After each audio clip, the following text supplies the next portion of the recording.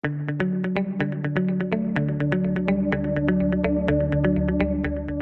Money health show में मैं नेहा बजाज आप सभी का बहुत बहुत स्वागत करती हूँ। और आज के वीडियो में हमारे साथ जुड़ रहे हैं डॉक्टर आशीष देवांगन, जो कि एक डेंटिस्ट हैं, 13 सालों से प्रैक्टिस कर रहे हैं और डायरेक्टर हैं डेंटल केयर क्लिनिक जो कि भिलाई छत्तीसगढ़ में है।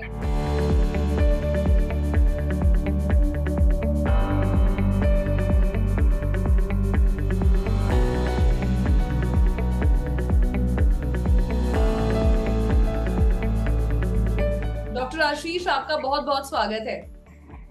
हेलो। नमस्ते सर, बहुत बहुत स्वागत है आपका। Thank you. सर, आज हम आपसे बात करने वाले हैं टूथ सेंसिटिविटी यानी कि दांतों में होने वाली झंझनाहट के बारे में। तो सबसे पहले हमें ये बताइए कि क्या टूथ सेंसिटिविटी और टूथ कैविटी का कोई रिश्ता है मैम, दोनों का रिश्ता होता है। अगर ज्यादा टूथ कैविटी अगर ज्यादा अंदर तक चली जाती है तो वो किनकिनाहट भी हो सकती है। ऐसा कुछ ये नहीं कह सकते कि नहीं होता है। जैसे टूथ डीके जो बोलते हैं अपन, जो टूथ केरीज जो बोलते हैं, जिसमें खराब हो जाता है दांत, तो अगर वो क्या डेंटिन लेयर, दांत के क्या 3 लेयर होते हैं। एक होता है एनेमल, एक होती है डेंटिन और एक होता है पल्प।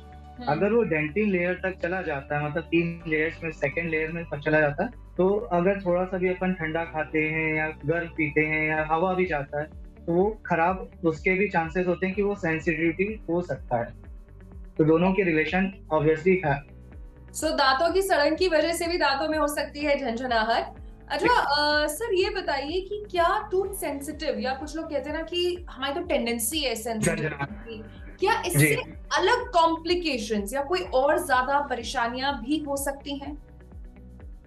देखिए मैम, टूथ सेंसिटिविटी के अलावा भी कॉम्प्लिकेशंस ये हो सकते हैं कि अगर देखो कई पेशेंट क्या करते हैं, अपने से बहुत सारे पेस्ट मार्केट में अवेलेबल है, एड्स भी आते रहते हैं, तो पेशेंट क्या करते हैं उसे लेके अपने से खुद ही सेल्फ मेडिकेशन करते हैं। तो उसमें क्या होता है, जो मेन जो रूट है उनकी सेंसिटिविटी का, जो झंझनाहट जिस कारण से होती है, अगर वो सही टाइम पे नहीं पकड़े तो फिर वो क्या दांत को पूरा सड़ा सकता है, या अंदर पे एब्सेस हो सकता है, या हड्डी में इंफेक्शन होकर बहुत बड़ी बड़ी बीमारियों को भी बुला सकता है।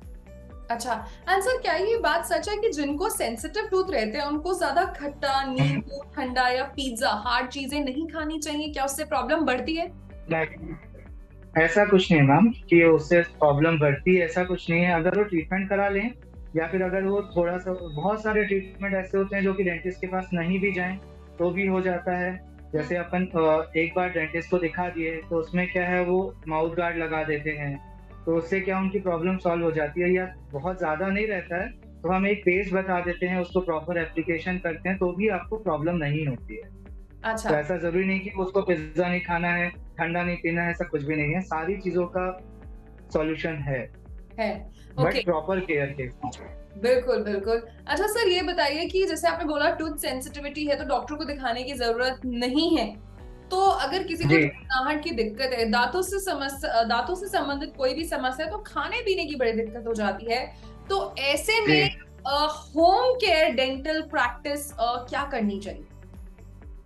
देखिए मैम, जिस केस में मैं बोल रहा हूँ कि कई बार जरूरत नहीं पड़ती, उसमें क्या होता है, कई बार पेशेंट क्या खाना फंसता है, खाना फंसने की वजह से भी कई बार प्रॉब्लम होती है। तो ऐसा नहीं है कि वो कुछ दांत के घिसने के कारण से या कुछ प्रॉब्लम के कारण से दांत खाना फंस रहा है। कई बार क्या होता है, हमारे मसूड़े थोड़े से कई बार इन्फेक्टेड, कोई बार ऐसे खाना खाते खाते कई बार फंस जाता है, तो वो 2-3 दिन रह जाता है। तो वो रहने के कारण से भी वो सेंसिटिविटी हो सकती है। अगर वो प्रॉपर फ्लॉसिंग टेक्निक, या दांत को जो अपन जो धागे से साफ करते हैं, या प्रॉपर ब्रशिंग या कुल्ला करें, अगर वो खाना निकल जाता है तो फिर उसके बाद में पेशेंट को जरूरत खुद ही नहीं महसूस होती कि मेरा दांत किनकिनाहट हो रहा है। और अगर वो प्रॉपर उसके बाद में नहीं निकलता है तो जरूर उनको डेंटिस्ट के पास आना जरूरी है। अच्छा sir, what are the dos and don'ts for tooth sensitivity? आपने अपने पेशेंट्स को क्या वो फेहरिस्त देते हैं, ये करना है जी ये नहीं करना है, वो लिस्ट आप सभी हमारे व्यूअर्स के साथ भी आज शेयर करिए। Ma'am, dos and don't for sensitive teeth के लिए कि सभी पेशेंट के लिए? Sensitive teeth in particular. देखिए, पर्टिकुलर सेंसिटिव टीथ है अगर पेशेंट्स को, तो हम ज्यादातर अवॉइड करवाते हैं कि एसिडिक, जैसे अपन कोल्ड ड्रिंक वगैरह हो गया, आपके आइसक्रीम वगैरह हो गए, ये सारी चीजें थोड़ा सा अवॉइड करवाते हैं। और जो डूज में मतलब ये है कि आप जब भी स्ट्रॉ, अगर आपको मतलब जब समझ लो कोल्ड ड्रिंक आप सिट्रिक एसिड जो भी ये सब लेते हैं तो उसमें आप ज्यादा अच्छा है आप स्ट्रॉ से लीजिए, तो वो क्या डायरेक्ट टूथ डैमेज नहीं करता है। ये मतलब मैंने बहुत सारे पेशेंट में देखा भी है, और मेरा टेस्टेड है। जैसे पेशेंट सेंसिटिव करके आता है और बोलता है कि सर मुझे कई बार कोल्ड ड्रिंक पीना पड़ जाता है, फिर भी मुझे प्रॉब्लम होती है तो मैं नहीं पी पाती या पी पाता।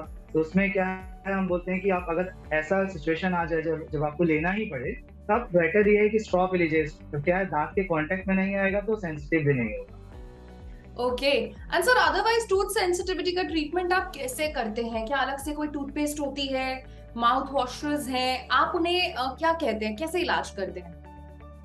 देखिए मैम, ट्रीटमेंट पहले तो जरूरी है कि वो उसका रूट कॉज क्या है, मतलब किस कारण से हो रहा है।